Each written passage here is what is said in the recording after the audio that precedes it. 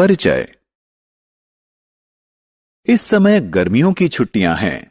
दोस्त कैरम खेलने के लिए मोहित के घर इकट्ठे हुए हैं। खेल के दौरान बिजली चली गई। खेल पूरा करने के लिए मोहित जाकर जलती हुई मोमबत्ती ले आया। सभी ने जलती हुई मोमबत्ती देखी थी, लेकिन आज नाचती हुई ज्वाला काफी रोचकता से देख रहे थे। चर्चा करने के लिए ज्वाला एक रोचक विषय है। इस पाठ में हम ज्वाला और ईंधनों के बारे में चर्चा करेंगे। उद्देश्य। इस पाठ के अंत में आप निम्न करने में सक्षम हो जाएंगे। ज्वाला की संरचना की व्याख्या करना, ईंधन और ईंधन क्षमता को परिभाषित करना, ईंधन जलने के हानिकारक प्रभावों की व्याख्या करना। ज्वाला। जब हम लैंप की ज्वाला को देखते हैं, इसका रंग पीला होता है, लेकिन किचन स्टोव की ज्वाला नीली होती है। यह जानना रोचक है कि ज्वाला का रंग ऑक्सीजन की आपूर्ति पर निर्भर करता है। यदि ऑक्सीजन की आपूर्ति कम है, तो अपूर्ण दहन के कारण ज्वाला का रंग पीला दिखाई देगा, और यदि यह अधिक है, तो पूर्ण दहन के कारण ज्वाला का रंग नीला दिखाई देगा। क्या आप जानते हैं कि यह ज्वाला कैसे प्राप्त होती है?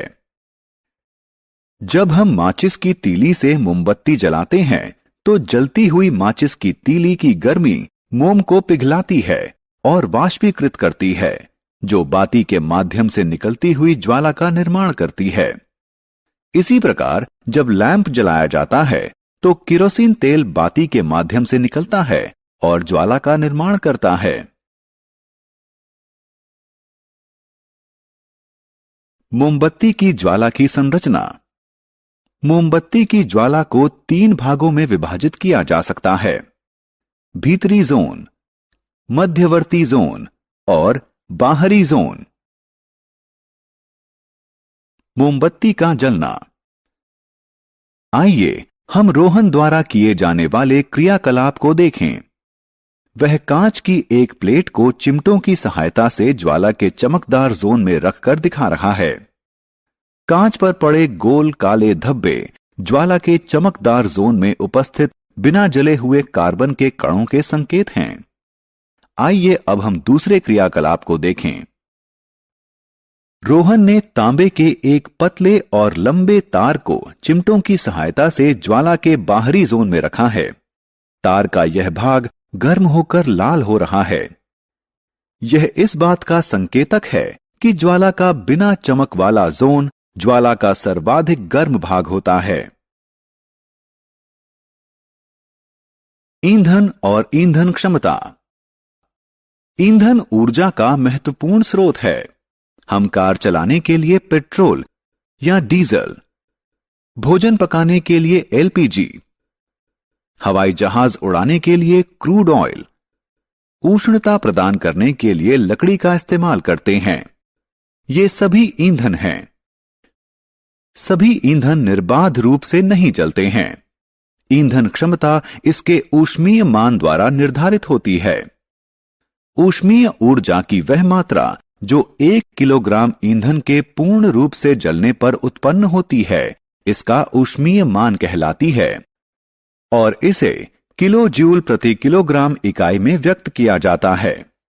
एलपीजी का ऊष्मीय मान लकड़ी या कोयले से ज्यादा होता है, इसलिए एलपीजी लकड़ी या कोयले की तुलना में बेहतर ईंधन है।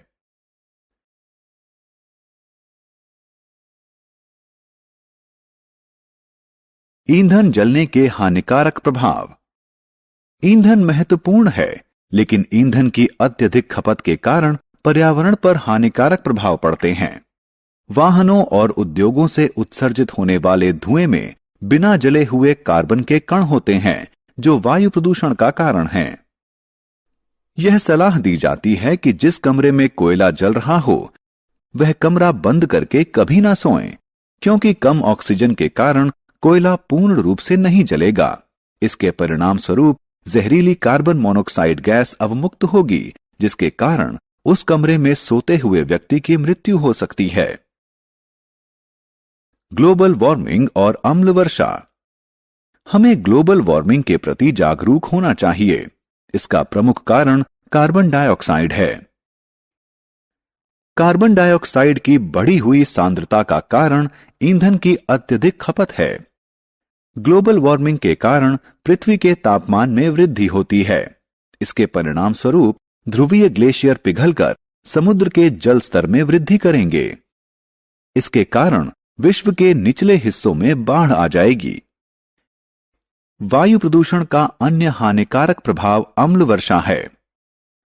ऐसा वर्षा जल जिसमें उद्योगों और पेट्रोल इंजनों से अवमुक्त होने वाले सल्फर व नाइट्रोजन के ऑक्साइड घुली हुई अवस्था में मिश्रित होते हैं। यह त्वचा, मिट्टी, खड़ी फसलों और इमारतों के लिए अत्यधिक हानिकारक हो सकता है। कुछ तरीके हैं जिनके द्वारा हम उपयुक्त ईंधन का चयन करके पर्यावरण पर पड़ने वाले नकारात्मक प्रभावों में कमी ला सकते हैं। इसका सर्वश्रेष्ठ उदाहरण ऐसे कार, बस और ऑटो रिक्शा हैं जो पेट्रोल के बजाय कंप्रेस्ड नेचुरल गैस यानी सीएनजी से चलते हैं। सीएनजी एक साफ और सस्ता ईंधन है।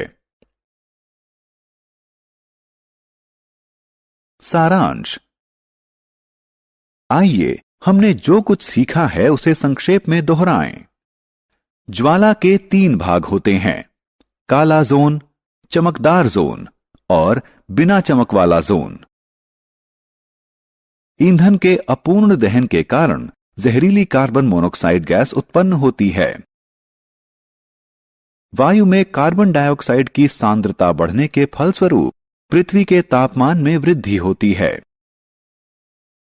अम्ल वर्षा में सल्फर और नाइट्रोजन के ऑक्साइड घुली हुई अवस्था में मिश्रित होते हैं।